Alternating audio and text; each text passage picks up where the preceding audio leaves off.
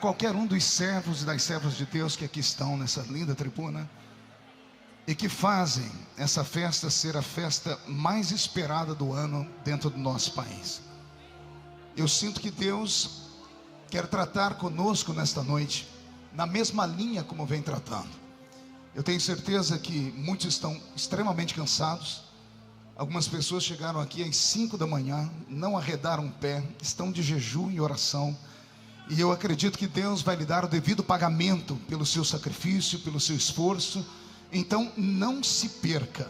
Já que o vaso está cheio, deixa o vaso transbordar. Ainda tem algum pentecostal aqui nessa noite?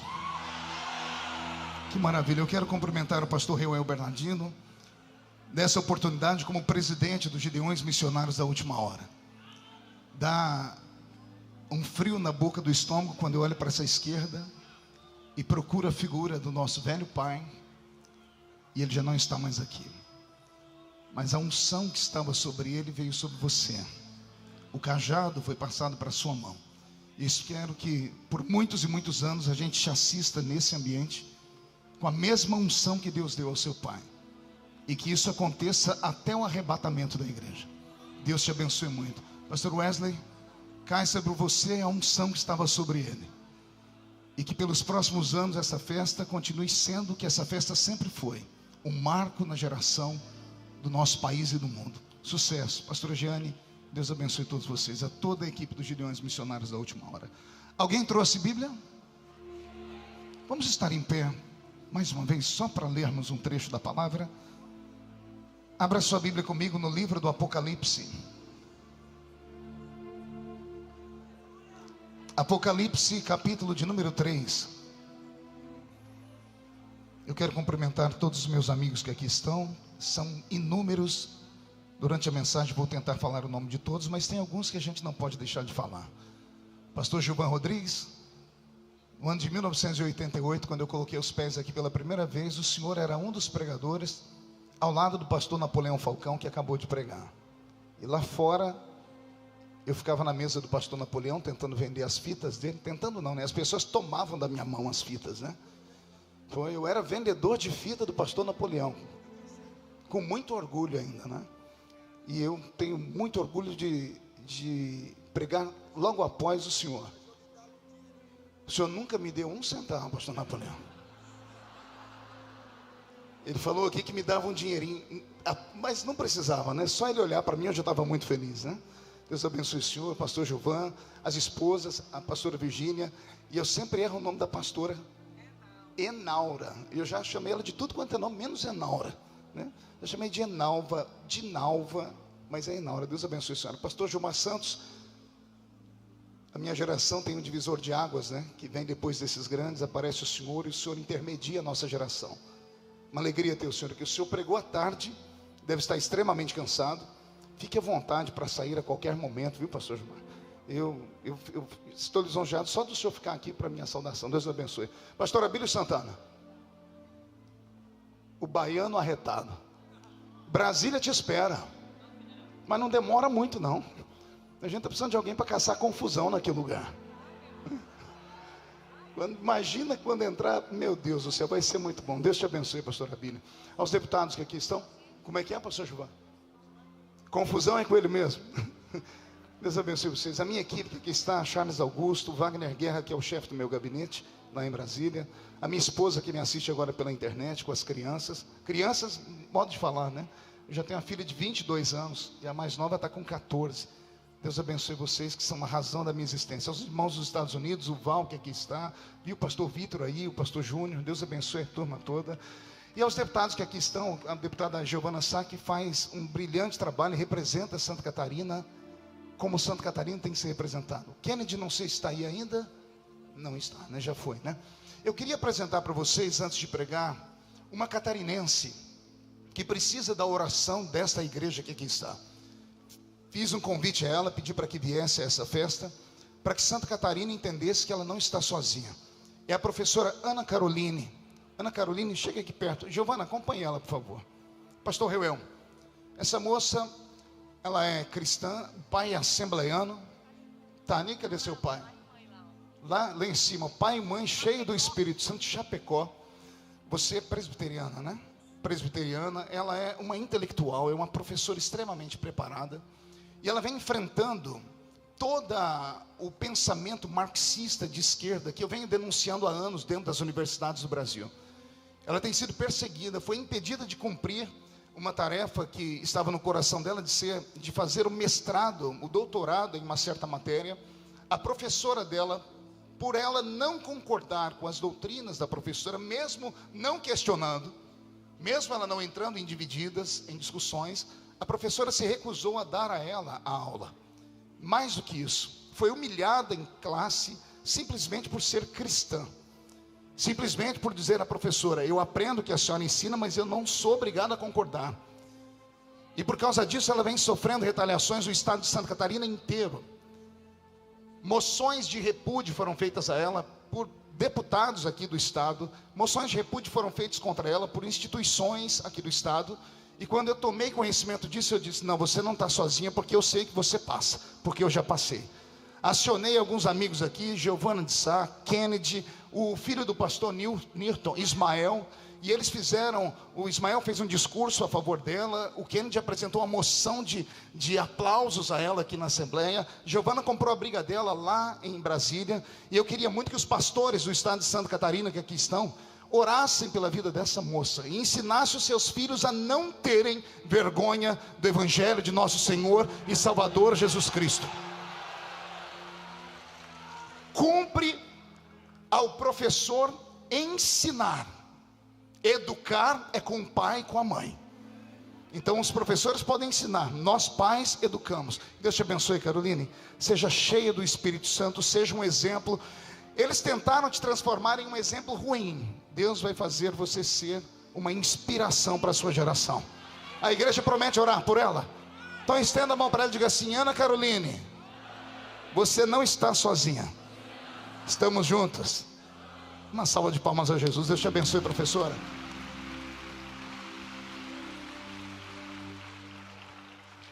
Livro do Apocalipse, capítulo de número 3, versículo de número 10.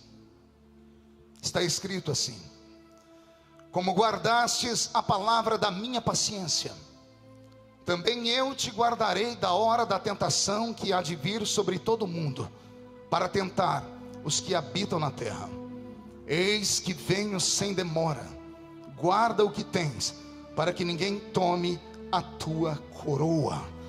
A quem vencer, eu farei coluna no templo do meu Deus, e dele nunca sairá. Escreverei sobre ele o nome do meu Deus, e o nome da cidade do meu Deus, a nova Jerusalém, que desce do céu do meu Deus, e também o meu novo nome. Quem tem ouvidos, ouça o que o Espírito diz às igrejas. Feche a Bíblia, coloque em algum ambiente, pegue na mão da pessoa que está do seu lado, aperte a mão dele ou dela com carinho até eles falarem aleluia. Pentecostal que não faz barulho está com defeito de fabricação, não é? Vamos orar mais uma vez? Senhor meu Deus e meu Pai, nós te exaltamos, nós te glorificamos, e nós entendemos que dentro de alguns minutos, e este lindo ambiente ficará pequeno para o tamanho da glória que o Senhor vai mandar do alto dos céus. Os que vieram tristes começarão a saltar de alegria. Os que vieram se arrastando não voltam para casa se arrastando. Hoje voltarão voando nas asas de um novo tempo. E antes que eu comece a ministrar a sua palavra, Senhor, cerque este lugar com a sua glória. E num raio de 5 quilômetros, onde houver um demônio alojado, eu dou a esses demônios segundos para sumirem daqui, porque se não sumirem, serão queimados pelo poder da sua glória que aqui será derramada. Rasgue os céus sobre a pequena Camboriú nesta noite. Manda anjos de fogo descerem do céu, que estes anjos desçam trazendo brasas de fogo nas mãos. Comecem a esparramar estas brasas entre nós.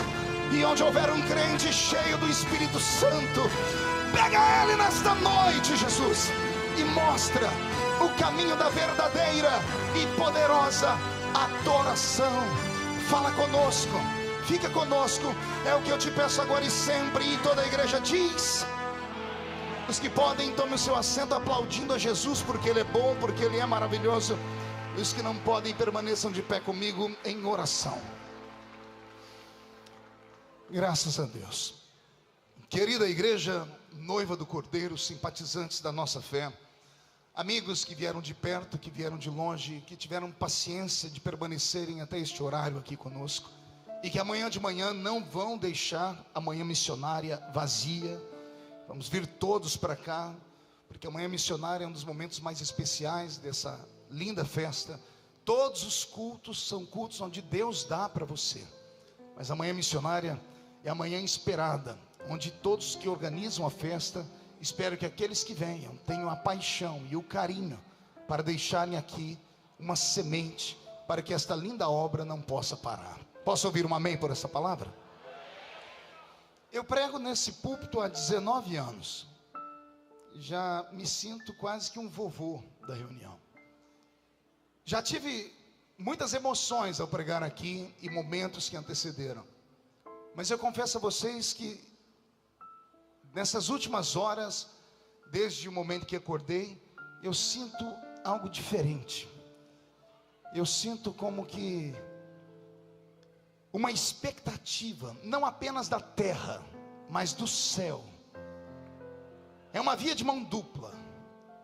A igreja esperando que Deus faça, e Deus esperando que a igreja faça. E eu tenho certeza que ambas as expectativas serão nesta noite supridas. A igreja será cheia do Espírito Santo, e Deus será cheio de louvor e de adoração por esta igreja que aqui está. Pregar a palavra do Senhor não é difícil. Difícil é conquistar a atenção do povo, para colocar este povo então em atitude de adorar. O tempo passa, tudo muda, as pessoas mudam. A igreja também passa por mudanças.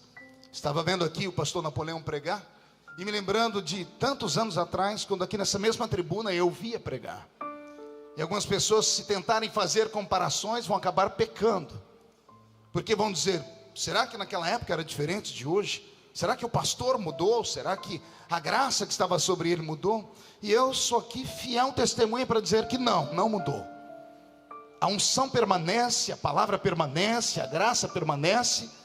Só que há uma diferença sim, mas no público que hoje assiste essas pregações. Há 20, 30 anos atrás, os crentes que aqui estão me ouvindo pregar hoje, aqueles que sequer eram nascidos, eram crianças, e os que hoje já estão aí com os cabelos brancos, ficando como os meus, devem se lembrar que o velho crente só tinha 3 lugares para ir. Há 30 anos atrás, só tínhamos 3 ambientes para ir: trabalho, casa e igreja. Casa, igreja e trabalho. Não tínhamos em casa nenhum tipo de aparelho eletrônico, onde nós gastávamos tempo assistindo TVs, ou no smartphone, ou no computador, ou em uma tela digital. O nosso tempo era tomado em comunhão com Deus, em oração, leitura da palavra e meditação no culto que nós participamos. Há 30 anos atrás, os que eram um pouco melhores de situação ainda tinham um 4º lugar para ir, que era a escola. Porque nem todos nós tivemos a oportunidade de frequentar muitas escolas há 30 anos atrás. Então imagine que todo o tempo do crente era dividido nesses ambientes: escola, trabalho, igreja e casa. O tempo passou, 30 anos depois, a oração dos velhos pais funcionou, fez um efeito violento. Os crentes que mal tinham uma casa para morar, hoje moram no alto dos arranha-céus. Os crentes que vinham para o culto ouvir um musicista tocar o seu pandeiro ou a sua sanfona, hoje entram num ambiente como esse e encontram um tecladista profissional como esse que está tocando para mim, ou um belo som musical ao som de Beethoven, de Bach ou de outros instrumentistas. Há 30 anos atrás, os nossos velhos pais mal sabiam ler ou escrever. A dependência deles era inteira, completa, no Deus de Israel. 30 anos depois, os nossos filhos têm Google, têm internet. Fale qualquer coisa errada nessa tribuna para você ver. Em menos de 10 minutos você está com o seu ministério afundado pela via da internet. Porque as pessoas hoje sabem muito, a informação é muito rápida, está tudo proliferando muito rápido. E é por isso que a reação não é mais a mesma, pastor Reuel. Porque os crentes de 30 anos atrás, quando vinham para cá, só sabiam dizer glória a Deus e aleluia. E oravam na madrugada, apanhavam nas ruas, literalmente. Então o único ambiente de graça onde eles tinham e podiam entrar gritando era na casa de oração, na velha igrejinha de madeira coberta de sapé. E ali com aqueles homens e mulheres que não tinham vaidades nenhuma, nenhum tipo delas. Não tinham ternos bonitos, sapatos bonitos, não tinham maquiagens, não tinham cabelos feitos, não tinham nada disso, porque a aparência pouco importava. Só havia um que importava, era o Eterno, que caminhava no meio da igreja e tomava a boca dos profetas. O temor era tão grande que ao entrarmos na velha igrejinha, respirávamos com dificuldade. Tínhamos medo de chegar no culto depois que o culto já estava começando. Queríamos chegar antes para pular, os irmãozinhos que estavam ajoelhados e dobrar os nossos joelhos naqueles bancos duros. Não havia ar-condicionado, mas havia um temor e uma expectativa de que Deus trovejaria sobre nós naquela noite.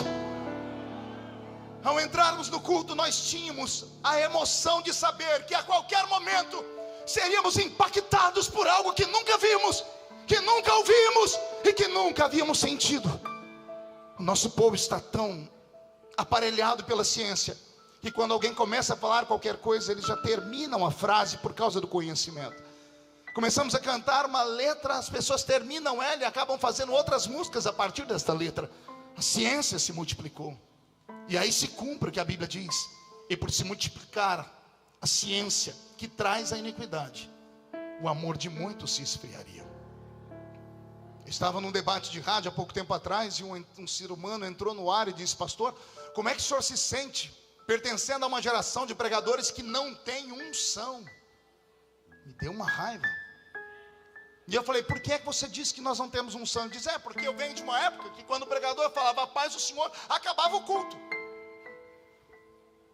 E eu tive que concordar com ele em partes, porque eu me lembro, nessa mesma tribuna, cultos que não terminavam.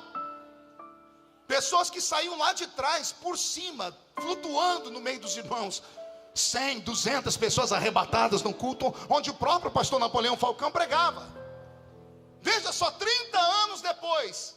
E olha a nossa dificuldade de termos a sensibilidade de sentirmos Deus. E aí vem aqueles carnudos dizer assim: não, é que o pastor não tem mais unção. Não é isso. Estamos despreparados. Não temos sensibilidade para perceber que Deus não mudou. Quem mudou fomos nós. E aí eu peguei o microfone da rádio e disse assim: o senhor tem quase razão, não tem total, mas tem um pouquinho. Ele disse: por quê, pastor? Eu disse: porque há 30 anos atrás, nesses mesmos cultos que eu participava, nenhum crente passava a semana inteira assistindo novela. Ninguém ficava esperando quem é que vai sair do Big Brother. Ninguém ficava esperando que um pastor fosse para o culto para enforcar o outro, para ver o outro ser destruído. Não, nós entrávamos aqui dentro e dizíamos: fala, Deus, porque o teu servo ouve. Fala, porque o teu servo ouve. Eu amo ver pastores como o pastor Napoleão, que aqui pregou, lançar profecias como a que ele lançou, que nós seremos a maior geração de pregadores. Todavia, pertencendo a esta nova safra, eu tenho dificuldades em acreditar que isso possa acontecer. Pelo despreparo, pela razoabilidade, as pessoas estão navegando em águas rasas. A minha geração navegou em mares, em oceanos. A geração de hoje vai pelos córregos, pelas lagoas. Não conhecem Deus. Conhecem Deus de ouvir falar. Não sabem do que Ele é capaz esta noite. Não têm a percepção de se desligarem de todos. A preocupação é o que vão dizer os outros. A preocupação de alguns que estão aqui: não, eu queria ser tomado por Deus, como os pastores pregam, mas o que vão falar de mim? E se tirarem uma selfie? E se colocarem no Instagram? E se colocarem no Facebook? Como é que eu vou ficar? É por essas e outras que o Senhor também tem dificuldades de operar. Porque Deus é um cavalheiro, Deus é um gentleman, Deus é educado, Deus não vai chegar e agarrar você pelo colarinho, não, não. Ele espera uma reação sua, Ele espera uma ação sua, Ele espera que você convide. Se você convidar, Ele vai chegar e entrar. Se você pedir, Ele vai descer sobre você. Só que aí também é um caminho sem volta. Se Deus encontrar um maluco aqui no nosso meio, se Ele encontrar um profeta no nosso meio, que não está nem aí para o que vão dizer, para o que vão pensar, sai de baixo, porque Deus plantará asas nas costas desse ser humano e vai usá-lo como nunca antes usou ninguém. Eu posso ouvir um glória a Deus por essa palavra? Posso fazer um pedido? Levante a mão direita para o céu, chacoalhe ela. Coloque a mão no ombro de quem está do seu lado. Agarre a pessoa com carinho, mas é para agarrar.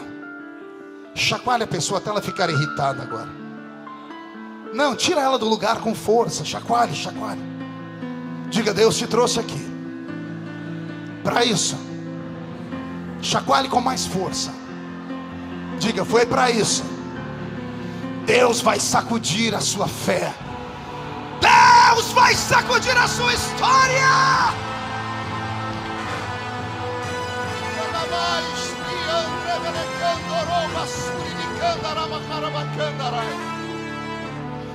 Eu quero nesta noite pregar aqui para os peregrinos. Quero nesta noite pregar para os forasteiros. Como foi dito pelo apóstolo São Pedro em uma de suas encíclicas: ei, vocês que são peregrinos em terra estranha, que são forasteiros, que estão de passagem por este mundo, quero só te lembrar: este mundo é só uma plataforma. Não tente amontoar riquezas nessa terra. Não bata os seus pés no chão dizendo: essa terra é minha, eu sou daqui. Você não é mais daqui. Quero só te lembrar as verdades bíblicas. Eu não estou pregando para terráqueos nessa noite. Estou pregando para ETs.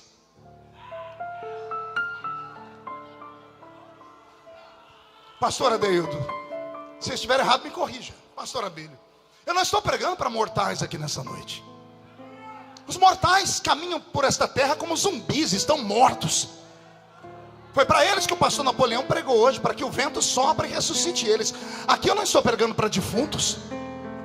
Não posso acreditar que uma palavra pesada possa encaixar em você, não. Os defuntos não têm coragem de ficar até uma hora dessa num ginásio como esse. Os defuntos não param pela internet agora para assistir o que estão fazendo aqui. Não. Os defuntos estão nas baladas, nas boates, nos bate-coxas. Aqui só estão crentes vivos. E esses crentes vivos estão aqui, mas não são daqui. Estão aqui, Charles, mas não são daqui. São ETs. Pastor, explica direito o que é um ET. É um extraterrestre. Pastor, o senhor quer dizer que o senhor acredita no ET de Varginha? É claro que não, Bocó. ET é aquilo que não é da terra. Você foi da terra uma vez, quando você nasceu, porque você nasceu natural. Você herdou características genéticas do seu pai e da sua mãe. Isso te fez um ser humano. Mas aí você foi se envolver com Jesus Cristo. Você foi entrar naquela igrejinha onde só tinha crentes com 2 dentes na boca, o zagueiro e o atacante. Foi entrar no meio daquele povo que era analfa de pai e beta de mãe, que estenderam a mão e profetizaram sobre a sua vida, e você ficou cheio do Espírito Santo. Aí Deus disse: agora você não é mais normal, agora você nasceu de novo. Você nasceu o quê? Então acotovela seu irmão, diga: eu nasci de novo. Diga: portanto, estou aqui, mas não sou daqui.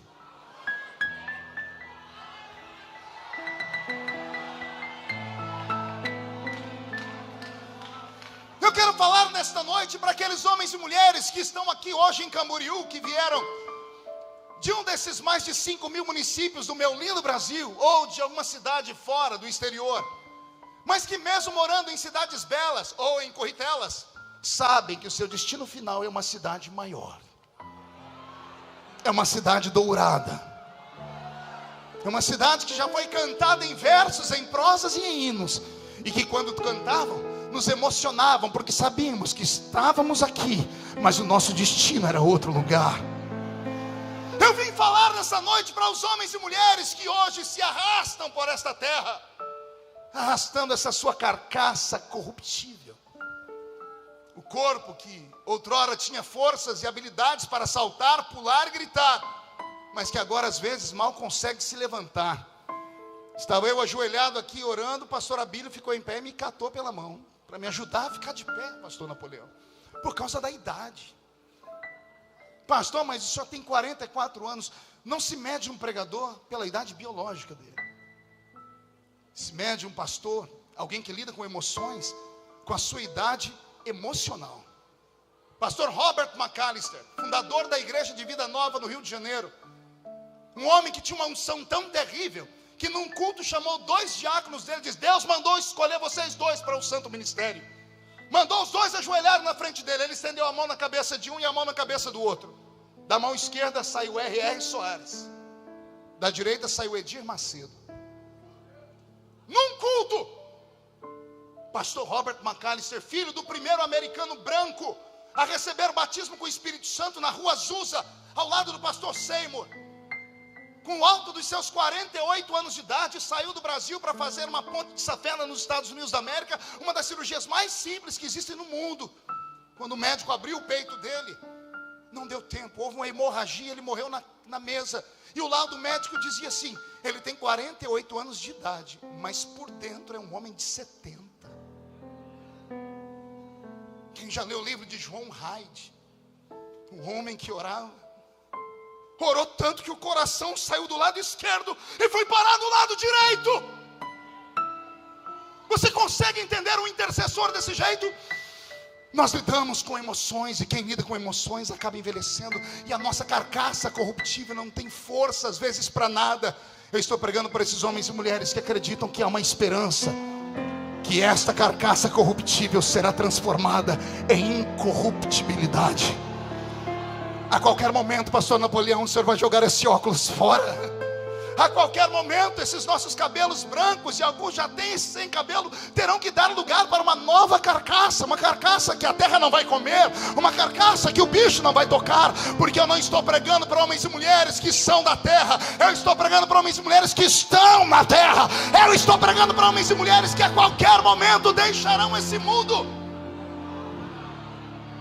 Pastor, e como é que isso vai acontecer? Isso vai acontecer conforme foi predito por todos os profetas da Bíblia Sagrada, quer sejam os maiores, os menores, quer sejam os livros poéticos ou históricos. Se você pegar a Bíblia Sagrada nos 27 livros do Novo Testamento, e você ler um a um, compassadamente, observando e buscando as profecias sobre o arrebatamento da igreja, sobre a vinda vindoura, sobre a vinda de Cristo, sobre a parousia, a volta do Salvador, você vai ver que no livro sagrado do Novo Testamento, com exceção de 3 livros, todos os demais falam do arrebatamento da igreja. Todos os demais citam o arrebatamento da igreja. Quando eu olho para o 3º livro de João, que é um deles, eu fico imaginando como foi que os escritores da Bíblia Sagrada viveram num tempo sob a ansiedade da volta do Salvador. O cristianismo é a única religião desse mundo que começa aqui, mas não termina aqui. Ele reflete para a eternidade. E é essa esperança que tem sido arrancada de nós. É esta esperança que tem sido tirada de nós, tirada da minha geração. Como eu disse agora há pouco, uma geração rasa. Uma geração rasa porque o alimento é fraco, porque não tem tempo, porque não tem disposição, porque não tem mais crença. Basta ver o nível de tudo aquilo que nós ouvimos nesses últimos dias por aqui. Basta entendermos que muitas pessoas olham para este púlpito e não veem um púlpito, veem um ringue de boxe. Que coisa horrível, que coisa baixa, que coisa sem sentido, que coisa mesquinha. Ah, pastor, mas isso é culpa da igreja. Sim, a igreja tem sua culpa, porque o velho crente gosta de ver uma quizumba. Quer ver o povo estar quieto, quer ver o povo começar a gritar, o pastor danar a bater. O pastor começa a bater e o outro diz: fala Deus. E o fala Deus não é porque ele quer ouvir Deus falar, é porque ele conhece alguém que ele queria falar, mas não tem coragem. E manda em direta: fala Deus. Com todo respeito, nessa noite, eu acho que eu estou pregando para homens e mulheres que já sofreram demais. você estar aqui nesta noite, neste momento, podendo estar aqui do lado, em Balneário de Camboriú, na praia mais linda do Brasil, poder estar em um restaurante, porque você tem condições de comer ali um camarãozinho, qualquer coisa, passear, rever amigos, tirar fotos, ou ir para o Parque do Beto Carreiro, podendo fazer tudo isso, não fez, veio ficar aqui comigo. Então eu quero te dar os parabéns, porque eu não estou pregando para ralé, eu estou pregando para a nata da sociedade. Eu estou pregando para homens e mulheres que os pés estão fincados na terra, mas a sua cabeça está diante do Eterno, que gritam nesta noite comigo em espírito: Maranata, Maranata, ora vem Senhor Jesus. Eu quero falar para estes forasteiros, quero falar para esses homens e mulheres que já têm um lugar marcado no céu, que não desanimem da sua história. Um pouquinho de tempo, e o que há de vir, virá. Eu me emociono só de citar isso, meu corpo treme. Eu creio que alguns dos que estão me ouvindo nesta noite não provarão a morte.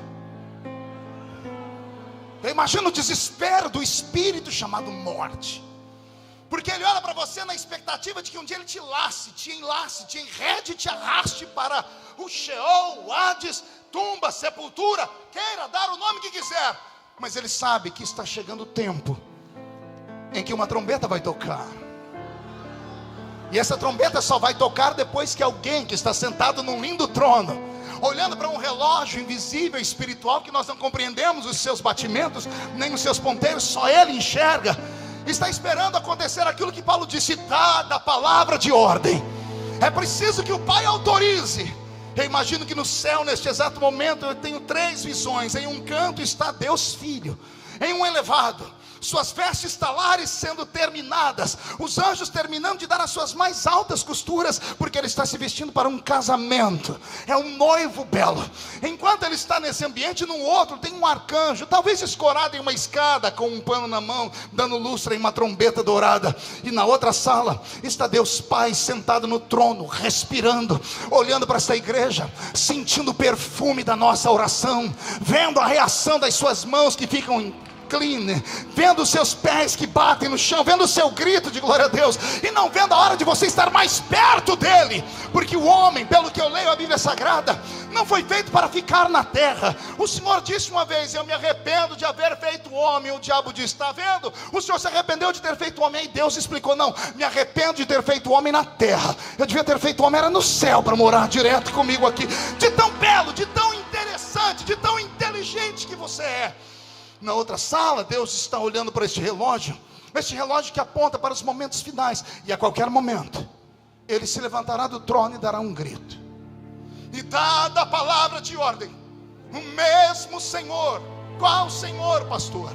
O Senhor que subiu ao céu em Atos capítulo 1, que foi assunto ao céu, que saiu da sepultura depois de 3 dias morto, que agarrou o diabo pelo colarinho e a morte pelo outro, e tomou deles a chave, que caminhou por essa terra por 40 dias, caminhou, flutuou, atravessou parede, comeu peixe, falou com eles, esteve em reuniões e marcou com eles um ponto de encontro. Aquele mesmo Senhor que, quando foi assunto ao céu, foi escoltado por 2 anjos que viram ele sair da terra, olharam por cima dos ombros, viram o povo lá embaixo e olharam para si mesmo e disseram: vamos descer, porque senão eles vão ficar assim até morrer. Descem os anjos, tocam nos homens e mulheres que ali estão e dizem: varões galileus, por que estáis olhando para cima? Esse mesmo Jesus que dentre vós foi assunto ao céu, do jeito que ele foi, qualquer dia desses, qualquer dia desses, ele vai voltar. Dada a palavra de ordem, o mesmo Senhor descerá do céu com um alarido. E aí só o pastor Napoleão para explicar este alarido. Um grito de um arcanjo, avisando Israel: passou o seu tempo, Israel, perdeu a oportunidade. Agora não é para Israel, é para o novo Israel, que está aqui, com seus ouvidos afinados na atração do Espírito Santo. Dado esse grande grito, esse alarido, então sim, alguém tocará uma trombeta. Ah, como eu queria ter uma trombeta tocando agora. Toca-se uma grande trombeta. A trombeta, ao ser tocada, invadirá não os vivos. Que que é isso? É trombeta?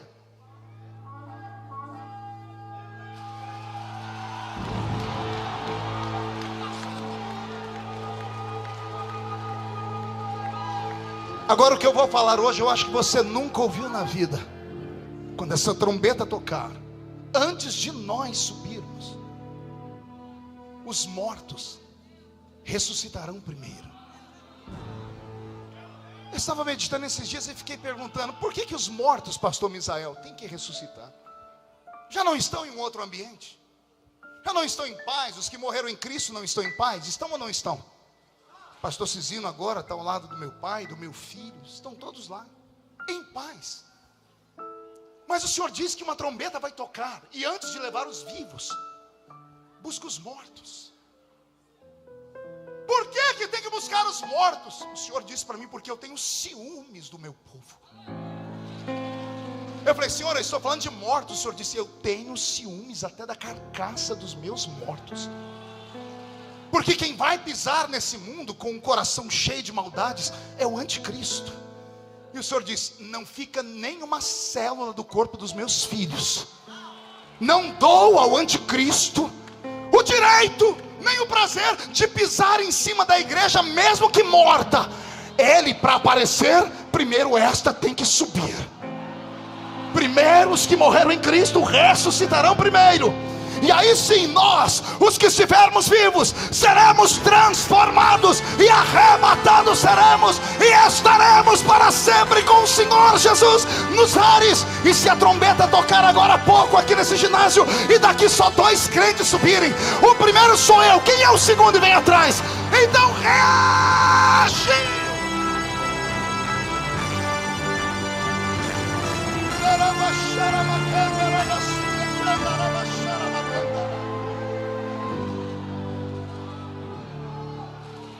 Pastor, isso é muito bonito.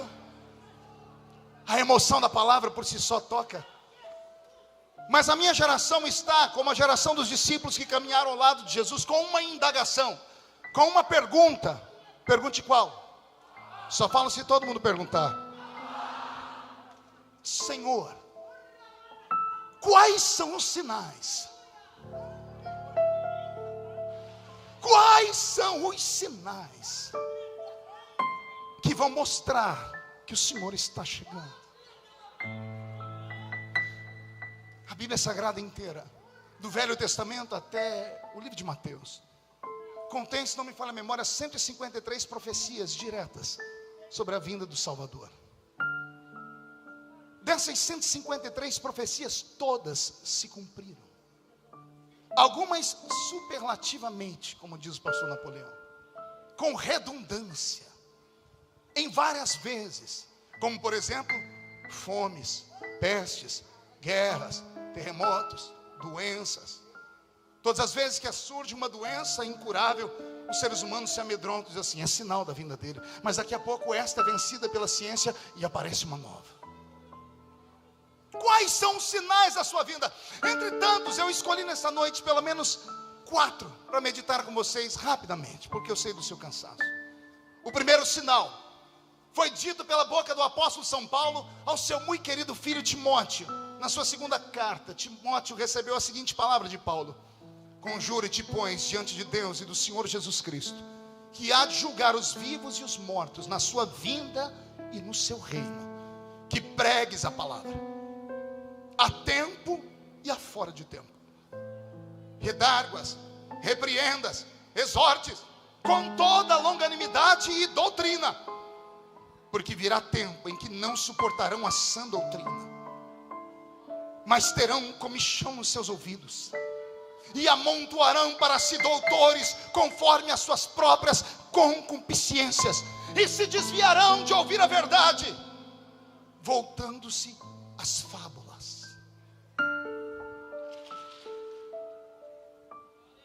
Existe um sinal mais latente nos nossos dias? Existe um sinal mais vigoroso e violento do que esse, pastor Abílio? Existe algo que toque mais o coração da igreja, que hoje ao vir para o culto, vem para ouvir mensagens de autoajuda?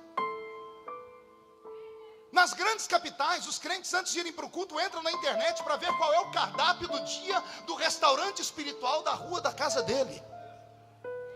E vende-se a igreja que tem um marketing melhor, a melhor propaganda. Vem aqui, que aqui está pregando fulano de tal, na outra está pregando fulano de tal, na outra está pregando fulano de tal. A igreja pode escolher, e ao escolher, escolhe aquele bibelozinho particular. Escolhe aquele que massageia o seu ego. E deixe-me te dar um recado aqui. Se você quer ouvir mensagem de autoajuda, você não vem à igreja. Pelo menos não à igreja pentecostal.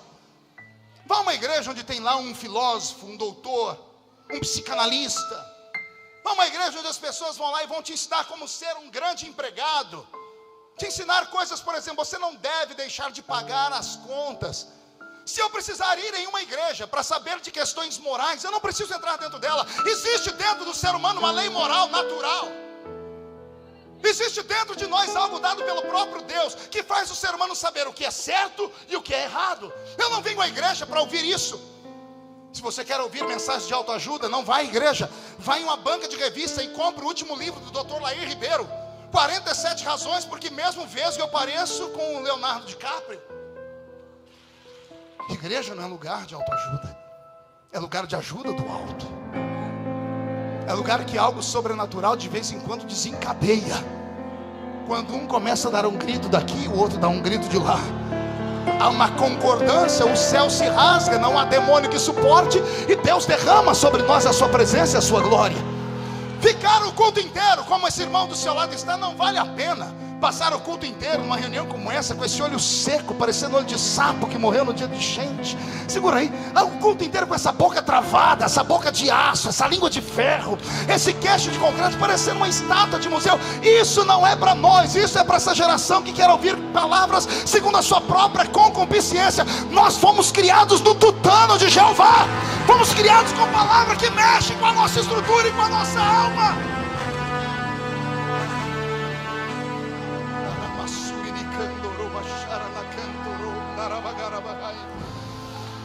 Doutrinas de demônios, doutrinas extravagantes, igrejas completamente vazias de Deus, de espiritualidade, de revelação, de unção, da palavra rema.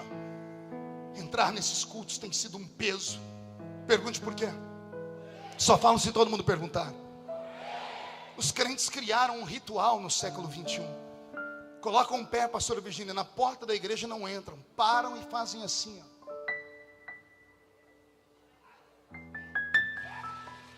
Dependendo de como está ou quem está, a pessoa já entra, ou sorrindo, ou entra assim, ó. Pergunte por quê? Porque a pessoa sabe quem vai pregar. Mas tem coisa pior. Pergunte o quê? A pessoa sabe o que a pessoa vai pregar. Chega no culto e sabe quem vai cantar. E pior, sabe o que a pessoa vai cantar. Mas tem uma coisa pior do que tudo isso. Quer perguntar o porquê? Vai arriscar? A pessoa entra no culto e sabe como o culto vai terminar. E aí quando alguém vai reclamar, diz assim: não, o culto tem que ter intelecto, homilia, tem que ser um culto racional. Me dá uma angústia quando eu vejo pastores usarem esse tipo de argumento, que é tão raso, pastor Val, tão frívolo, para tentar dar uma desculpa porque falta-lhes graça, que lhes falta unção, que lhes falta contato, pastora Bíblia. Dizem que eu e o senhor somos... não vou falar.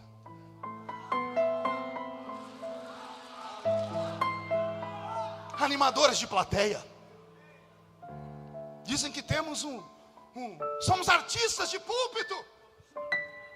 Eu pergunto a esses seres humanos: que culpa temos nós de Deus ter olhado e falado: é você? Vocês nunca me ouviram contar a minha história aqui? Teve uma vez que eu vim aqui a convite do pastor Napoleão, e ele falou: fica ali naquele canto, vou te mostrar para o Brasil. E ele começou a pregar, pastor Bíblia. E ele falou assim para mim: quando eu fizer assim, você vem, te dou o microfone na mão, você ora, e seja o que Deus quiser. Eu até tentei, eu nem respirei aquele dia. Quando ele me chamou, saiu um abençoado correndo na minha frente.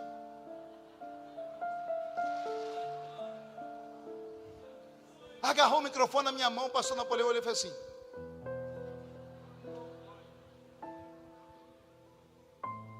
que culpa tem alguns seres humanos que Deus abre o céu e diz assim: eu escolhi você.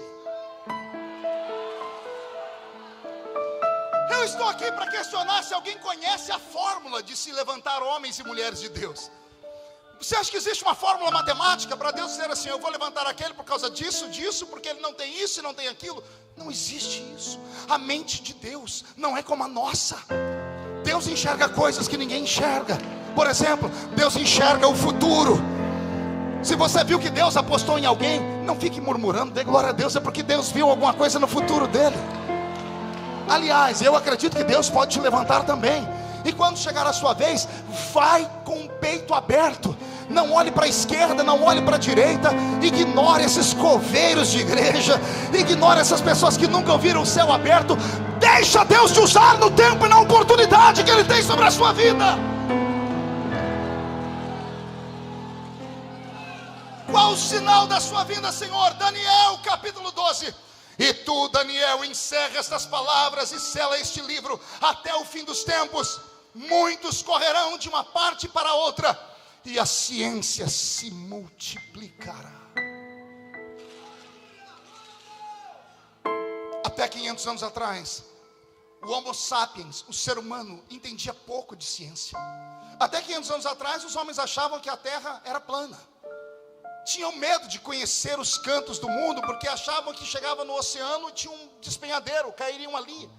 Foi Copérnico quem construiu para nós a teoria de que vivemos num sistema heliocêntrico, que a Terra é o terceiro planeta que gira ao redor do Sol e que ela é redonda. Galileu sofreu na mão do clero romano porque tinha teorias parecidas, era um gênio. Até 500 anos atrás o homem não conhecia nada. Aí veio a ciência. Entramos e conhecemos o iluminismo. Não há nada mais nocivo à fé do ser humano do que o iluminismo. Se por um lado o iluminismo criou pensadores livres, por outro lado o iluminismo matou a fé da igreja. Os homens assassinaram Deus. Você sabia disso? Se você não sabia e tem um filho na universidade, na faculdade, sente com ele e pergunte para ele. Ele vai dizer: papai, o meu professor de filosofia disse que Nietzsche, o alemão, falou que Deus está morto. O iluminismo matou Deus da mente dos seres humanos. É por isso que nós temos um sem número de meninos e meninas que não são intelectuais, são revolucionários. Essa semana fizeram um estrago ontem, quebraram, queimaram, bateram, esmurraram. Você vai falar com eles, não são gente da plebe, não. São meninos universitários, porque a mente está destruída. Foram para dentro da escola e falaram para ele: Deus não existe, Deus está morto. Quem viu um vídeo de uma mãe no Rio de Janeiro há pouco tempo atrás, na Alerj, ela pegou o microfone e quis dizer assim: eu quero aqui agradecer os professores, respeito a todos, mas parem de fazer lavagem cerebral na minha filha. Em 15 dias de aula no colégio Dom Pedro II, a menina chegou em casa assim: mãe, Deus não existe. Pastor Abílio, o que foi que a Áquila, sua filha, falou para o senhor dia desse que chegou em casa? Papai, o senhor é homofóbico? Qual a idade da Áquila? 9 anos. 9 anos. Perguntou para ele: papai, o senhor é homofóbico? Assassinaram o moral, assassinaram os bons costumes, assassinaram a inteligência, mataram Deus lá na universidade, porque pense num lugar onde Deus está vivo.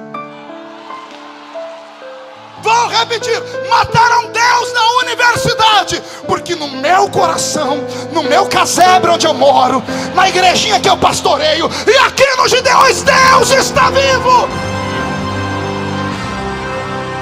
Deus está vivo. Deus está vivo. Se Deus está vivo, eu não estou pregando mais para homens e mulheres, eu estou pregando para carruagens de Deus. Não entendeu? Vou repetir, vou ensinar. A Bíblia Sagrada diz que vós sois templo do Espírito Santo. Vós sois veículo de Deus. Deus está aqui dentro. Eu ando, Deus anda. Eu paro, Deus para. Eu grito, Deus grita. Deus está aqui, Deus está dentro de você. Deus não está morto.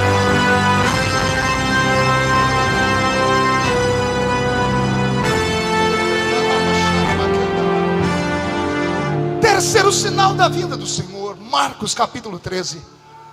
Mas olhai por vós mesmos, porque vos entregarão aos concílios e às sinagogas, sereis açoitados, sereis apresentados perante presidentes e reis, por amor de mim, para lhes servir de testemunho. Mas importa que o evangelho seja primeiro pregado entre todas as nações. Quando, pois, vos conduzirem e vos entregarem, não estejais solícitos de antemão pelo que haveis de dizer, nem premediteis, mas o que for dado naquela hora, isso falai, porque não sois vós os que falais, mas o Espírito Santo. O irmão entregará à morte o irmão, o pai ao filho. Levantar-se-ão os filhos contra os pais e os farão morrer, e sereis odiados por todos por amor do meu nome, mas quem perseverar até o fim, este será salvo. Não existe um sentimento que cause mais repúdio do que o sentimento de você ser odiado por alguém que nem lhe conhece. Eu sei isso em potencial. Estava vindo para cá, pastor Reuel, quinta-feira. O senhor assistiu o vídeo? Dentro do avião eu estava dormindo. Eu acordei com um cidadão gritando.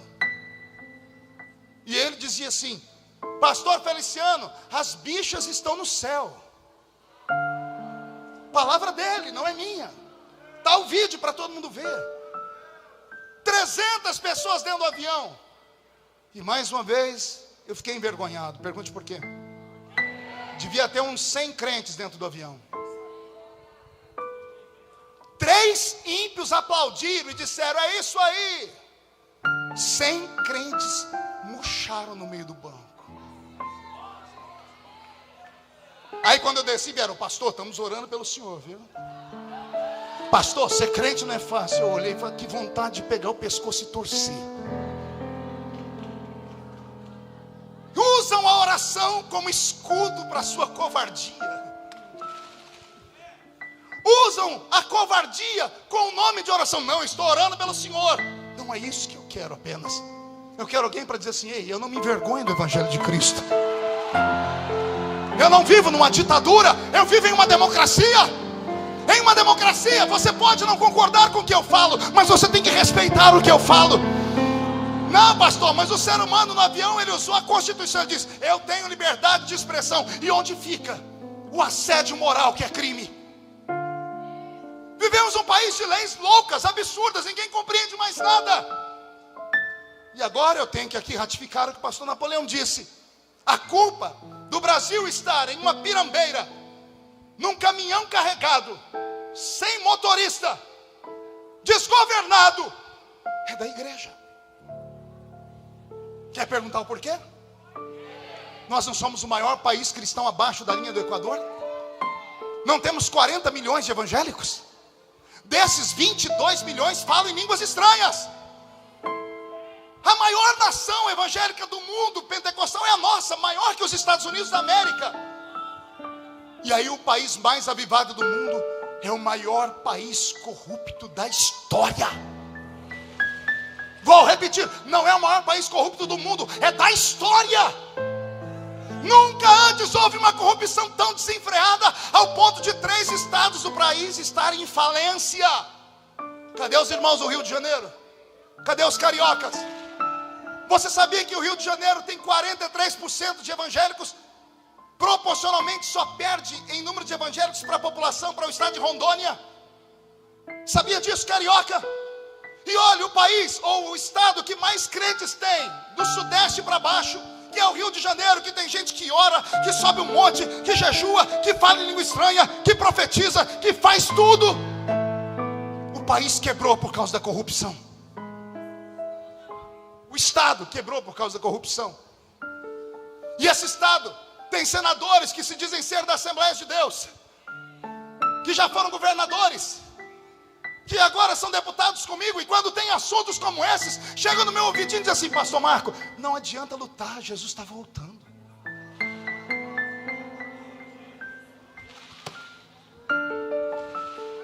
Um estado que já teve um governador crente,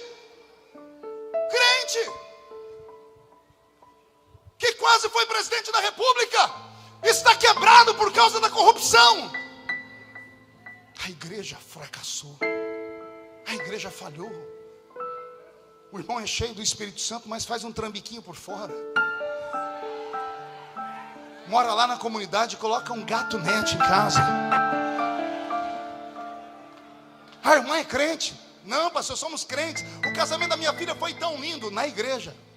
A senhora filmou a festa. Ah, que treva. Mandaram por vídeo para mim um dia desse o casamento da filha de um pastor amigo meu. No vídeo da festa tinha um funk evangélico, mas a noiva requebrou até chegar embaixo. Eu liguei e disse assim: é uma vez na vida. Estamos ficando light demais. Tem alguma coisa esquisita acontecendo. Eu estou pregando para duas igrejas aqui, a que milita e a que vai triunfar. Todos são militantes, mas triunfantes só os que lavaram as suas vestes no sangue do Cordeiro.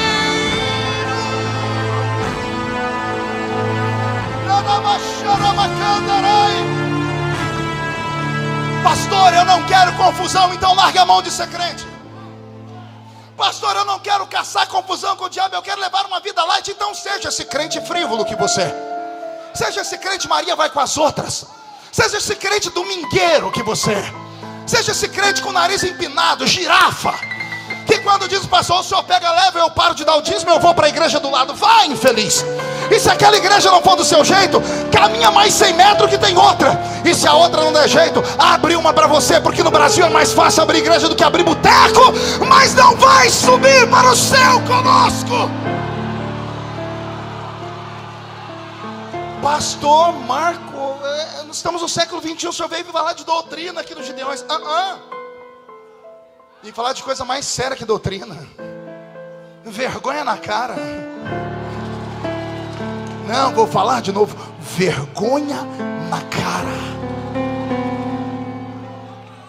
Jesus não vem buscar essa igreja frívola, essa igreja vazia, essa igreja que tem vergonha do seu nome, essa igreja que, pela cultura da filosofia do mundo moderno, disse assim: não, é tudo muito relativo, pastor. O relativismo é uma doutrina de Satanás. Só pode ser, porque as pessoas relativizam tudo. Não é bem assim, se comparar com isso é outra história. Não é nada disso. Vou usar aqui uma linguagem que eu não aconselho ninguém a usar. Com Cristo é papo reto. Tem que ser uma palavra só. Ou é ou não é. Ou você é frio ou você é quente. Se for para ser morno, vai ser vomitado da boca para fora. Tenho tristeza por você que sentou perto dessa pedra de gelo humana que aí está. A pessoa só não saiu porque não tem como sair, ficou com vergonha do que eu falei. Se ficar mais 5 minutos perto, você pega um resfriado. Todavia, eu também sinto muito por você ter sentado perto desse canela de fogo. Porque se o gelo pega, o fogo pega mais rápido ainda. Eu aprendi isso.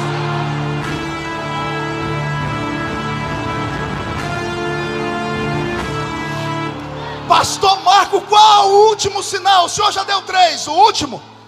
Olha para o seu irmão, diga: me solte. Diga para o seu irmão: me solte. Porque eu vou reviver os momentos quando eu era pentecostal de verdade. Qual é o último sinal da sua vinda? Para mim, eu já escolhi só 4 entre os 153 sinais. Está escrito em Atos capítulo 2, versículo 17. E nos últimos dias acontecerá, diz Deus, que derramarei do meu espírito sobre toda a carne. Vossos filhos e vossas filhas profetizarão. Vossos jovens terão visões e os vossos velhos sonharão sonhos. E também do meu espírito derramarei sobre os meus servos e as minhas servas naqueles dias, e profetizarão. Não sei se você acredita nisso, mas a igreja do arrebatamento não é uma igreja parada, paralisada, mumificada, estatizada, presa. engessada, cheio de intelectuais. É uma igreja viva. O Espírito Santo será derramado sobre toda a carne. E pelo menos nesse quesito eu me alegro. Pergunte por quê? Porque eu tenho visto o Espírito Santo ser derramado sobre toda a carne. Com todo respeito, eu vi até o pastor Napoleão falar aqui que nós da Assembleia de Deus, é lindo, eu sou assembleiano, mas os Gideões não é só da Assembleia, aqui tem gente tudo quanto é igreja. O assembleiano tem que ter isso dentro do peito. Mas eu tenho sido feliz porque eu tenho visto Jesus batizar com o Espírito Santo presbiterianos, metodistas, não se assuste, luteranos. A quadrangular é cheia de Deus.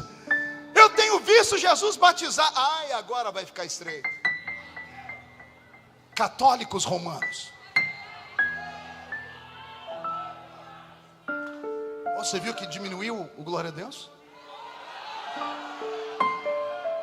Eu estava pregando em uma cidade grande, pela rodovia em Anguera. Não vou dizer o nome, senão acabou o convite. Uma igreja grande.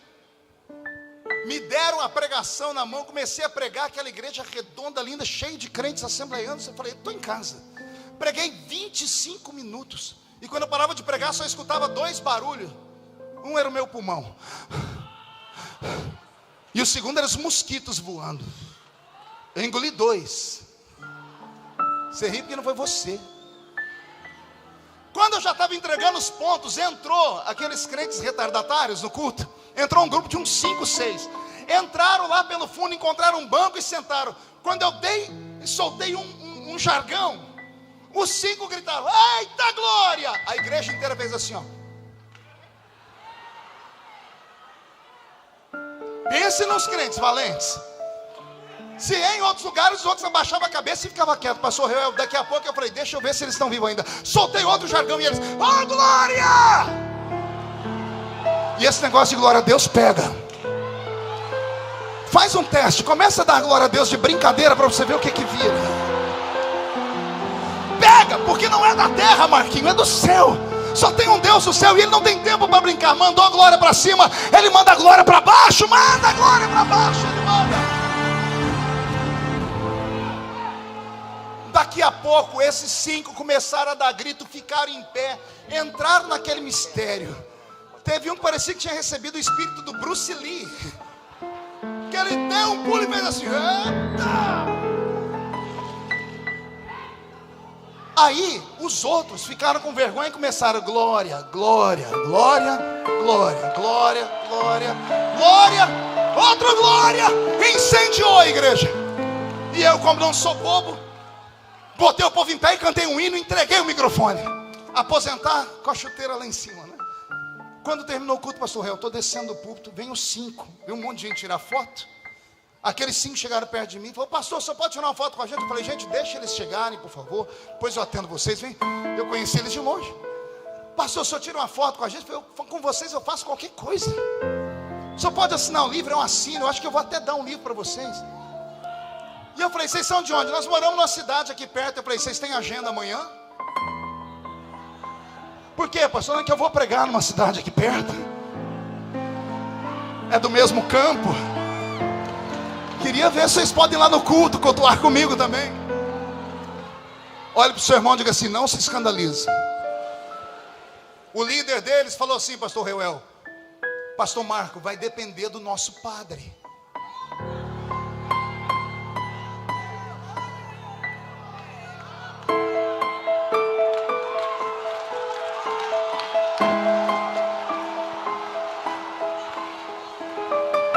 Eu falei, não, calma aí.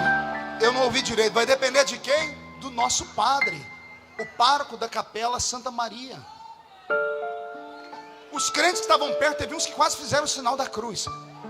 Eu chamei eles, não, vem cá, me explica direito, como é que é? Vocês são católicos? Sim, pastor, somos católicos, apostólicos romanos e somos do movimento carismático. E antes que o senhor fale, é dos carismáticos de verdade. Eu falei, fale o quê? Pastor, a gente já ouviu suas fitas. O senhor acha que a gente não sabe que tem uns nossos carismáticos que não aprende, que não recebe batismo com o Espírito Santo, eles aprendem ouvindo fita cassete. Nós não, pastor. Nós botamos seus DVD e a gente entra na glória. Eu falei, tem mais igual vocês? Ele falou, nós somos em 200 na cidade. Aí eu falei, então, vem para cá. Vem para nós, vem para a Assembleia. Vem. Falei, não, pastor, aqui os senhores têm fogo demais. Minha cara queimou. Pastor, aqui vocês têm glória demais. Nós estamos levando esse fogo para o outro lado. Porque lá é que precisa. Eu saí dali naquela noite. Falei, Deus, o que é que eu estou vendo? O Senhor disse, você está vendo a Bíblia se cumprir. Um deles saiu, não se conteve, Charles, voltou e falou, pastor, deixa eu explicar para o senhor não dormir direito, o senhor não vai dormir direito à noite. Nós já mandamos uma carta para o arcebispo da nossa região, para ele fazer o batismo da gente por imersão. Maria é para nós a mãe querida de Jesus, mas nós não a idolatramos. Pastor, nós queremos esse fogo para sempre.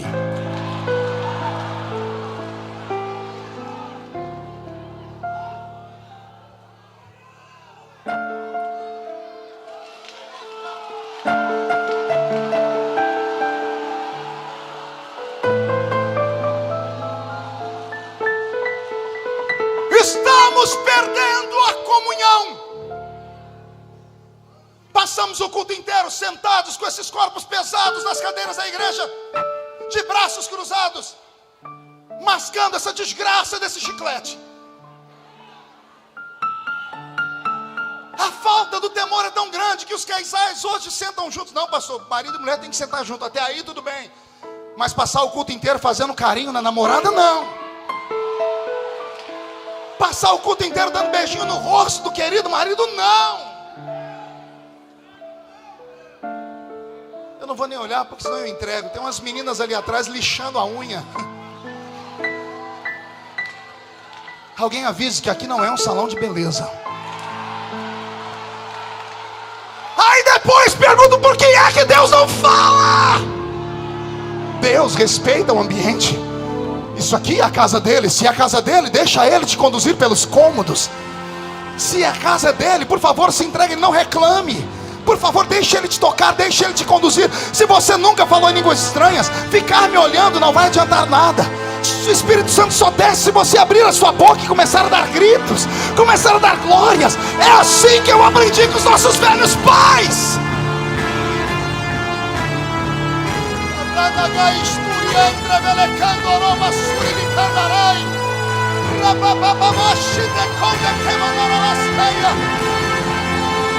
Vou contar uma coisa que eu nunca contei.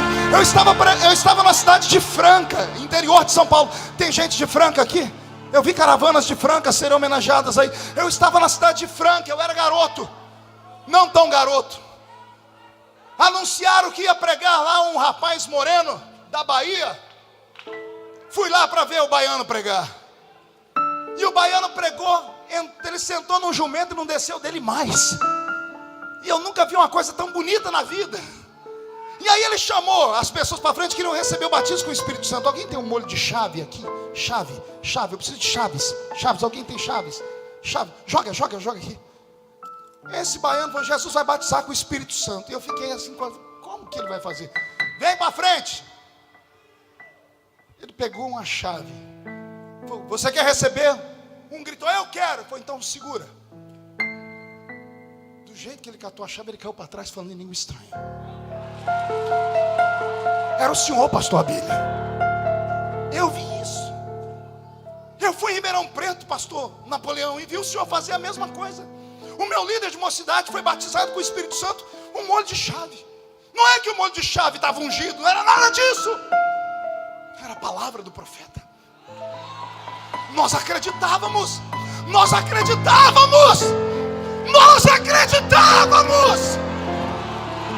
Agora eu estou aqui pregando e você está aí me olhando com essa cara, parecendo que foi comer um jiló sem sal antes de vir para cá.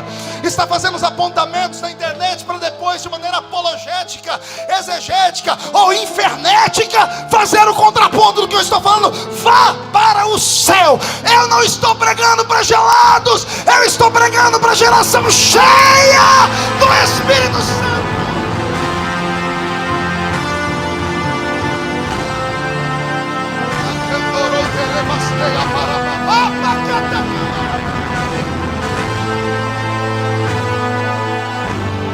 Como é que o Espírito Santo? Foi ele que disse: quando vocês se ajuntam, vocês saem da terra. Uns têm salmos, outros têm testemunhos, outros têm cânticos. E quando vocês começam com tudo isso, a terra fica aqui embaixo e vocês entram nas regiões celestiais. Se isso é verdade, eu não estou mais em Camboriú. Se isso é verdade, não se assuste, você não está mais em Camboriú, você está nas regiões celestiais. E o que eu vou falar agora é para mexer com a sua alma. Se eu conheço o Deus da Bíblia, Ele não enxerga e não aceita e recebe culto congregacional como nós queremos. A mente de Deus é tão magnífica que para Deus, neste exato momento, Ele está em um ambiente, nesse ambiente só tem 2 poltronas. Uma é a dele e a outra é a sua. Se o que Paulo falou é verdade, Reuel, neste momento Deus está num lugar sentado no trono, e você que está em pé sem assento, está de pé na frente dele. E Deus não vê mais ninguém, Ele não está vendo da esquerda, da direita, da frente, de trás, não. A mente de Deus, a sapiência divina, o Deus que tem como seu atributo a onipresença e a onipotência, Ele consegue assistir o culto particular. Ô pastor, se é verdade, por que eu estou aqui quase dormindo? Deus não está recebendo meu culto? Que culto? Que culto? Com esse braço cruzado, mascando esse chiclete, não para de mandar mensagem pelo WhatsApp, não para de falar no Facebook. Que culto você está prestando só se for para Baal? Porque se for para o meu Deus, Ele está recebendo. Deus está recebendo. Tem culto que Ele está recebendo. Olha ali, olha Ele recebendo aí.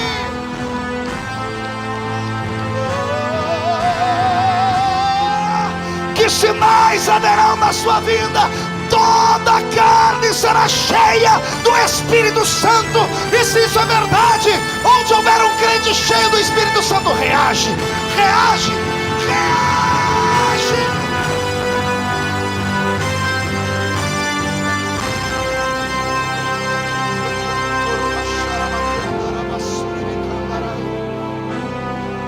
Ele não vem buscar uma igreja morta. Ele vem buscar uma igreja para a qual Ele fez uma promessa. Pergunte qual promessa? Pergunte qual promessa? Como guardastes a palavra da minha paciência, eu te guardarei da hora da tentação que há de vir sobre o mundo. Existem vários pensamentos de igrejas e de doutrinas. Existem crentes de todos os credos. Alguns acreditam que a igreja enfrentará a grande tribulação. Eu respeito esses crentes e queria ter a estrutura deles. Que bom que eu sou assembleiano, porque o assembleiano crê no que eu li aqui. Como você guardou a palavra da minha paciência, eu te guardo da grande tribulação. Pastor Marcos, o senhor está falando em grego, o que é a grande tribulação? Eita, que agora a coisa fica boa. Essa igreja não é normal. O que os homens fazem nessa terra não vão desaparecer. Os atos, a iniquidade, o pecado, os homens terão que pagar por isso. O cálice da ira de Deus será derramado sobre a terra. O Senhor vai guardar aqueles que lavaram as suas vestes no sangue do Cordeiro. Dia desse eu estava assistindo um programa no Discovery Channel e entrou um grupo de judeus que já estão juntando dinheiro para que o Estado de Israel reconstrua o templo. Profecia. Há 2 semanas atrás, um grupo de 20 judeus foram presos porque subiram no alto da montanha para sacrificar um bezerro. Pode para muitos não significar nada, mas quem conhece a profecia bíblica sabe que eles vão tentar de novo, porque para eles o cordeiro ainda precisa morrer. Para nós o cordeiro já morreu e já ressuscitou. Morreu e ressuscitou. Jesus está voltando. Eu estou ouvindo os passos dele nas nuvens. Ele está olhando para cá, para mim, para você, está dizendo: se prepara, igreja. Se você tiver coragem, olhe pelos montes, olhe o seu esposo, o seu noivo vindo saltando como gamo. Olha ele, Olha Jesus Cristo voltando. Ei, vizinhos, amigos da internet, quem não gosta dos crentes pentecostais e nem do pastor Reuel, fique tranquilo. Já já a gente vai sumir daqui. Já já nós vamos sumir daqui. Já já nós receberemos asas e subiremos ao encontro do Senhor Jesus das nuvens.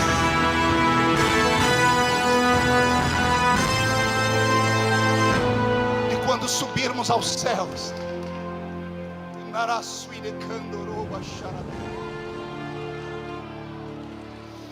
quando a igreja for arrebatada, e quando os homens e mulheres desse mundo ficarem perplexos e perdidos, aqueles que estiverem do seu lado vão sentir que você desapareceu. E agora eu quero falar com os meus amigos e irmãos, ou que estão levando uma vida lá vão ter, ou que se perderam na fé. Esta mensagem é para você que já não acredita mais que Jesus vai voltar. Se você estiver perto de um crente, não se assuste. Eu creio que o ímpio não vai sentir nada, mas o desviado, é uma teoria minha, pastor Abílio, o desviado, se estiver perto de um crente, Charles, ele vai tomar no mínimo um choque. Seus olhos serão abertos por milésimos de segundo e ele vai ver o crente ser transformado e não vai dar tempo de se arrepender. Uma pessoa que está no avião e o avião cai, são 10, 15 segundos, dá tempo de pedir perdão. Uma pessoa que está vendo o barco, o navio naufragar, dá tempo de pedir perdão. Uma pessoa que se acidentou na estrada, está todo destruído, mas ainda tem consciência, dá tempo de pedir perdão. Mas você, amigo, que se afastou de Cristo e pisou sobre o seu sangue, não vai dar tempo de pedir perdão. Porque quando nós desaparecermos da terra, não sairemos sozinhos. O Espírito Santo nos conduzirá. Como assim, pastor? Esse que está te tocando agora.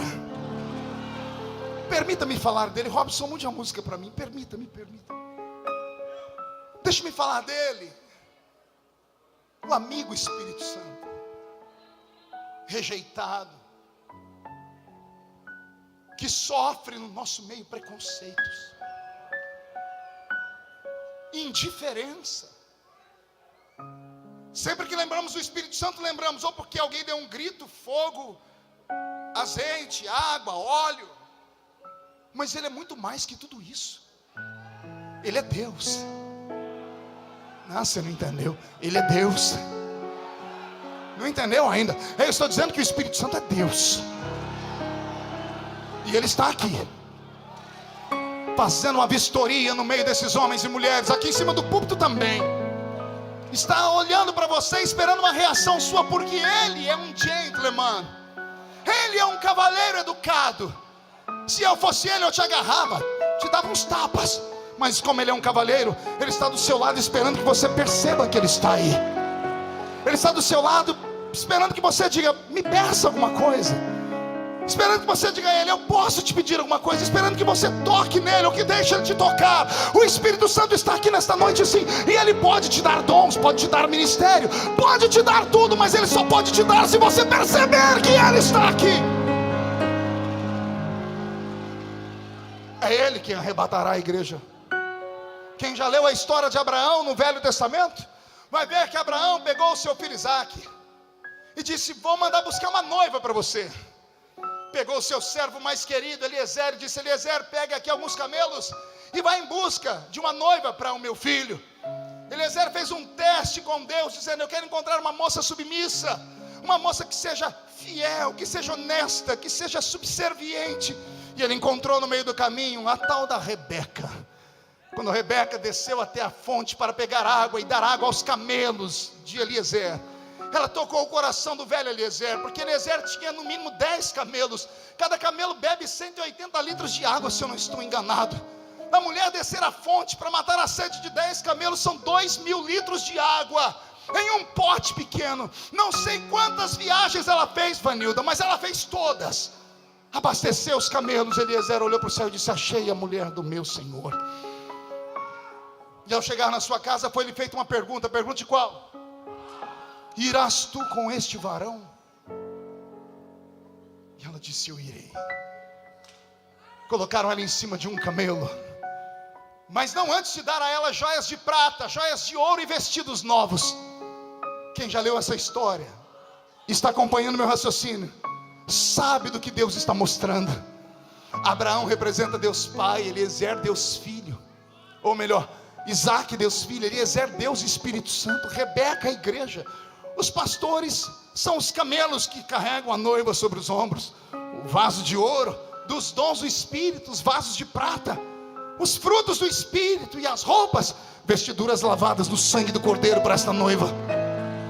O Espírito Santo vai nos arrebatar daqui, nos levará ao céu. Ao entrarmos nas pairagens celestes, não antes dos mortos que já ressuscitaram, quando entrarmos nas pairagens celestes, num lugar onde os olhos humanos não vão nos encontrar, e muito menos os demônios, uma mesa gigantesca está sendo confeccionada em um canto, quando um grande trono branco está em um outro canto. E neste grande trono branco, todos nós que formos arrebatados compareceremos diante dele. Calma, respire fundo. Não é para a sua condenação, é só para o seu galardão. Uns vão ganhar dons, outros vão ganhar coroas. Uns vão resplandecer como o ouro, como a prata, como a luz branca. Uns terão palmas nas mãos, não me interessa, o que importa é estar lá. Nossos pecados não serão contados, mas muitos que acham que tem uma folha de pagamento imensa vão ver que não tem nada, porque a verdadeira riqueza não está naquilo que fazemos, mas naquilo que somos diante do Senhor Deus. Me lembrei que há muitos anos atrás ouvi um velho pregador dizendo que um grande pregador foi arrebatado, chegou em um ambiente no céu e tinha um anjo com uma grande prateleira na frente dele, e o anjo disse: aqui está a prateleira das coroas. Qual coroa você pensa que é a sua? Ele estufou o peito e disse: a minha deve ser aquela grande, porque eu faço cruzadas pelo mundo e prego para milhares de pessoas. E o anjo disse: não, não é outra. Então ele falou: então deve ser aquela que está embaixo dela, é um pouco menor, mas pelo que eu faço. Ele diz: não, não, a sua coroa é aquela pequenininha ali. Ele diz: bom, já que é uma coroa tá bom demais, mas de quem é aquela coroa grande? O anjo disse: aquela coroa é daquela serva lá da igreja onde você prega sempre. É aquela irmãzinha do ciclo de oração que ninguém dá nada por ela, que só tem 2 dentes na boca, o zagueiro e o atacante, que usa aquele coquezinho na cabeça, que quando dobra o joelho na terra, Deus fica de pé no trono. E o pregador diz: mas eu é que prego, eu é que ganho. Ele diz: você só prega e ganha porque ela ora por você. Você só é o que é porque ela intercede por você. Haverá muitas surpresas naquele dia. Eu sinto que o arrebatamento está pronto. Quando a igreja subir para o céu, respire fundo. Quando o mundo ficar em alvoroço, aviões tombando pelos céus, carros desgovernados nas estradas, as igrejas entupirão da noite para o dia de inúmeros desviados que vão voltar em busca do pai, da mãe, do tio, do vizinho, do filho, da filha, do esposo, da esposa, e não encontrarão mais ninguém. O desespero e a fúria vai tomar conta deles, a ira e a raiva. Os programas de televisão interromperão as suas programações para dizer: houve um cataclisma no planeta Terra, desapareceu um povo. E interessante é que todos eles tinham a mesma característica. Eram homens e mulheres que carregavam a Bíblia Sagrada e davam gritos de glória a Deus. Quem acredita que isto vai acontecer? Quem acredita que está perto? Então faz uma oração comigo em uma palavra, diga Maranata. Mais forte, mais forte. Completa e diga: ora vem. Ora vem, Senhor Jesus. Toque no ombro do seu irmão e diga: se segure. Estaremos no céu. E quem é que aparece na terra? Um homem sábio, um homem inteligente, um homem com uma oratória infalível, poliglota, cheio de capacidades políticas. O que ninguém consegue explicar, ela explicará. Essas pessoas que desapareceram desse mundo, fiquem tranquilos, estão em um lugar bom, mas não tem nada a ver com igreja ou com Cristo. Eram pessoas não evoluídas, eram pessoas que tinham a sua mente muito pequena e tacanha e atrapalhavam o crescimento da humanidade. Pastor, onde o senhor leu isso? Eu li isso há 4 meses atrás numa revista de ciências. Ufologia. Um dos maiores ufólogos dos Estados Unidos da América disse: uma grande nave se aproxima da Terra. Nós não podemos vê-la porque ela está revestida de um manto de invisibilidade. Ela vem para arrancar daqui aqueles que são filhos de ETs, mas que não evoluíram. Ela vai sugá-los da Terra e vai transportá-los para um outro planeta onde ficarão evoluídos, e só ficará na Terra os evoluídos. Está explicado. Acabou o problema. Esse homem aparece com uma proposta de paz. Uma proposta do quê? Não ouvi. Grita. Só que a paz dele não é verdadeira. Você vai ler isso no capítulo 5 e 6 do Apocalipse. Quando tudo isso acontecer, um livro que está na mão de Deus terá os seus selos rompidos. E quando o primeiro selo deste livro for rompido, ouvir-se-á um grito de um cavaleiro que estará sentado no dorso de um cavalo branco. E nesse cavalo branco, trazendo na sua mão um arco vazio, porque a flecha já foi atirada. E ele vem vencendo para vencer. Ele não é, não dê glória a Deus, ele não é quem você pensa que é. O que você pensa que é está no capítulo 16. Também vem num cavalo branco, mas não vem para vencer. Ele vem como vencedor. O cavaleiro do capítulo 5 e 6 do Apocalipse não é o cavaleiro do capítulo 16. Isso eu aprendi com o pastor Napoleão Falcão. É outro homem, é um outro ser, é um outro cavaleiro. Esse do capítulo 5 e 6 do Apocalipse, que vem descendo na abertura do primeiro selo, é o anticristo. Ele vem e colocará nesse mundo a sua falsa paz. Por 3 anos e meio ele vai conseguir fazer com que todas as nações do mundo entendam que ele é quase que um Deus. Todavia, quando as pessoas começarem a abrir os seus olhos, ouvir-se-á um grito de um outro cavaleiro. Esse vem sentado em um cavalo vermelho. Ele traz na sua mão uma espada. E a espada dele, diz a Bíblia, é para colocar homem contra homem. E começar-se-á uma mortandade na terra. Mas não apenas morte física, mas morte espiritual por completo. As pessoas que estavam convencidas de que aquele era o Cristo começaram a ter os seus olhos abertos. Quando todos os homens dessa terra começarem a ficar preocupados, ouvir-se-á o grito de um outro cavaleiro. Esse vem sentado em um cavalo amarelo, ou melhor, em um cavalo preto. E esse do cavalo preto carrega em suas mãos uma balança. E na sua balança ele vem gritando: a comida ficará escassa e cara. Porque devido à falsa paz que vai gerar uma guerra, a guerra vai gerar a fome. Os homens começaram a morrer de fome, as nações começaram a brigar umas com as outras. E eu tenho pena do meu Brasil. Pergunte por quê? Não há no mundo uma nação que produza tanto alimento quanto a nossa. Ficará na linha de tiro. O Brasil que faz com que todo o seu povo trabalhe, e a colheita anual chega a sustentar 3 nações com o mesmo número de pessoas que temos hoje aqui, de 200 milhões, ficará à mercê das nações que estarão servindo ao anticristo. Quando as pessoas começarem a morrer de fome, os corpos e os cadáveres arrancados e jogados pelos cantos desse mundo, as pessoas entendendo que ele não era o Cristo, mas é um anticristo, ouvir-se-á o grito de um outro cavaleiro. E esse sim está sentado em um cavalo amarelo. E esse cavalo amarelo, a palavra amarelo no original do grego é chloros. E chloros é verde amarelado, amarelento, com a cor de um zumbi, com a cor do escarro do seu nariz. Uma coisa purulenta e nojenta. A terra começará a sofrer, porque esse que falou em nome de Deus não é Deus. O verdadeiro Deus está aqui entre nós esta noite. O mundo começará a sofrer como nunca antes sofreu. E você que está desviado, me ouça.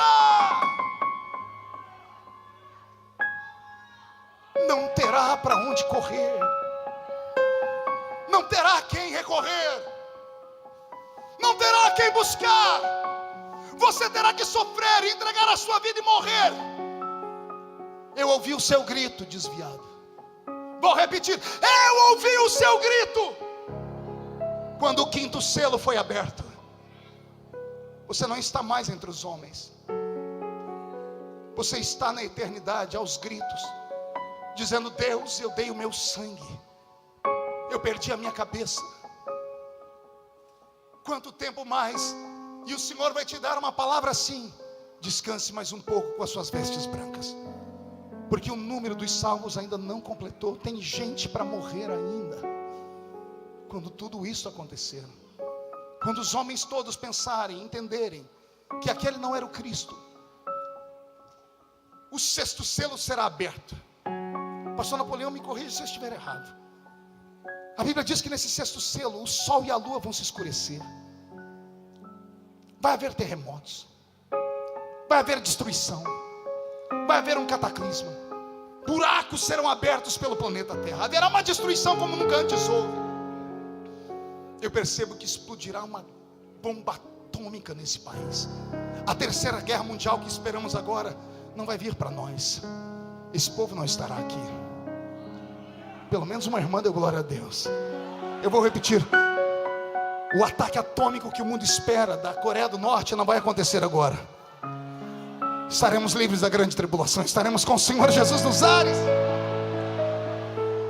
E quando tudo isso acontecer, aí sim, o anticristo, depois das suas guerras, terá ao seu dispor um povo, porque ele será como um ditador. E aí ele vai partir contra Israel. E quando for contra Israel, a coisa fica mais difícil, porque em Israel haverá 144 mil homens judeus de uma linhagem sagrada, que não vão se curvar diante dele, e vão começar a clamar, e a gritar, e a orar.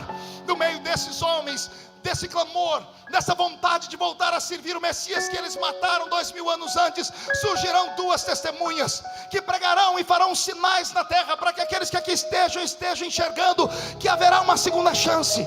E quando essas duas testemunhas aparecerem, depois de um tempo serão mortos, estraçalhados e colocados em praça pública. E depois disso, 3 dias depois, diz a Bíblia que os seus corpos ressuscitarão e andarão pela terra. Haverá uma nova chance, uma nova esperança. E respire fundo. O clamor dos judeus subirá. Israel vai expulsar esse homem de dentro do seu seio. Não vai aceitar que ele coloque lá no seu templo a sua imagem. Esse homem organizará os exércitos que sobraram na terra ao seu dispor e apontarão mísseis contra Israel. Cercarão Israel para destruí-lo. Quando eles ameaçarem destruir Israel, Israel começa a clamar, e o clamor de Israel sai da terra e entra nos céus. Não no céu onde Deus está, no céu onde nós estaremos. Aonde, pastor? Depois do tribunal de Cristo, estaremos em uma mesa grande, em um grande banquete. Estaremos sentados em uma grande mesa, jantando com o mestre, almoçando com o mestre, tomando café da manhã com o mestre, participando das bodas que vão durar 7 anos. 7 anos ao lado do Salvador. Quando Israel gritar, o Salvador também gritará. Terminou as bodas. Desaparece a mesa e todos nós estamos em pé. O Senhor salta no seu cavalo branco. Agora é Ele. Ele rasga o véu que separa esta dimensão da dimensão dele. Ele diz: venham comigo, se cumpre a profecia de Judas. Eis que é vindo o Senhor com milhares dos seus santos, segundo profetizou Enoque, escrito no livro de Judas. Eu estarei lá e você também. O Senhor vem com o seu cavalo branco, e quando cruzarmos os céus do mundo, todas as televisões estarão filmando Israel para este grande cataclismo, esta grande guerra. De repente, os cinegrafistas, como esse moço que está me filmando, alguém vai bater no ombro dele, vai dizer, o contramestre dizendo: filme lá em cima, filme lá em cima. Ele vai tirar a filmagem de Israel e vai colocar nos céus. E quando começar a filmar nos céus, os jornalistas que estarão ao vivo começarão a dizer: estamos sendo invadidos, a terra está sendo invadida por ETs, estamos sendo invadidos, parece o dia do Independence Day. E alguém de repente vai dizer: não, não é ET, tem um homem sentado em um cavalo branco. As câmeras vão sugar a imagem, vão trazer a roupa dele para perto e vão ler escrito na coxa dele o que está escrito. Alguém vai dizer: é o Super-Homem, é o Batman, é o Homem-Aranha. Alguém vai dizer: não, é o Exterminador do Futuro também. Não, é o Thor. Não, quem é? Está escrito na coxa dele: Rei dos Reis e Senhor dos Senhores.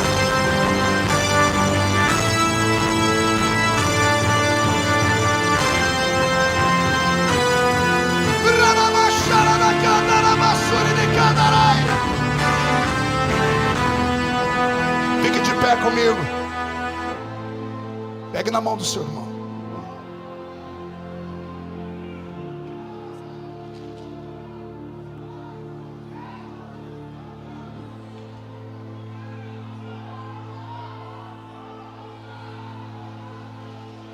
Eu vou.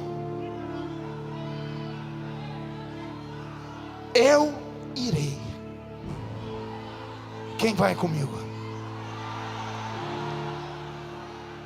Então diga ao seu irmão: não desista, não pare, não deixe de sonhar, não deixe de clamar, não deixe de buscar. Porque a nossa esperança é tudo que temos. Solte a mão do seu irmão, pegue pelo braço. Marquinhos,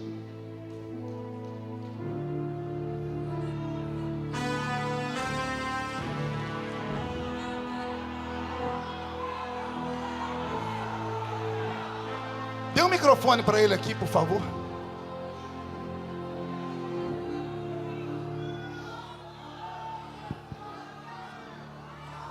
Se tudo está difícil, a multidão já te cansou. O meu Deus nunca falha e nunca falhou. Se a luta é muito grande, ela te fez perder a fé. O meu Deus entra na guerra, peleja por você. Levante os teus olhos e veja o sobrenatural.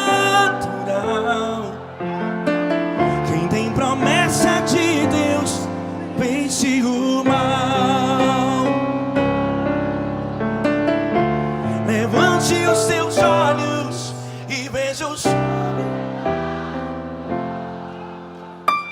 Quem tem promessa de Deus, vence o mal. Vence o mal.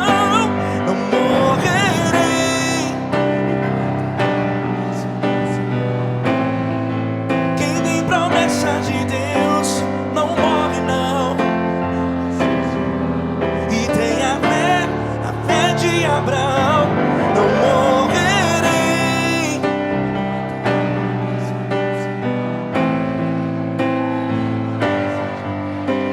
Não morre não, não desiste não. E tem a fé de Abraão. Pegou o irmão pelo braço? Agarra ele. Diga: eu não quero ficar aqui. Eu tenho promessa. Se você tem promessa, não desista dela nunca. Se você tem promessa, enxergue e contemple o Cristo que te fez acreditar que mais cedo ou mais tarde deixaremos esse mundo. Fiz questão de pregar este tipo de mensagem nesta noite só para te fazer lembrar que tudo pode se modernizar, menos a nossa fé. Eu cresci cortando cana, engraxando sapato, colhendo algodão, café e laranja. E lá na igrejinha do meio do mato, onde eu fui criado, a primeira pregação que eu ouvi foi essa: Jesus vai voltar para me arrebatar para o céu. Não troque a sua esperança por nada. Não se iluda com qualquer outro tipo de promessa que não seja esta. Vivemos esse mundo para duas coisas: aceitar Jesus como Salvador e aguardar o dia do arrebatamento da igreja. Eu não sei se teremos mais tempo, porque o mundo se prepara para receber o anticristo. Para que o anticristo reine, todas as ditaduras do mundo têm que terminar, e estão acabando uma a uma. Nossos irmãos na Venezuela estão morrendo essa semana. Um amigo que é crente mandou um e-mail para mim e disse: pastor, minha filha morreu com um tiro na cabeça, porque o ditador Maduro disse que a Venezuela não pode ser livre. Os céus do Japão essa semana foram tomados por caças, porque a Coreia do Norte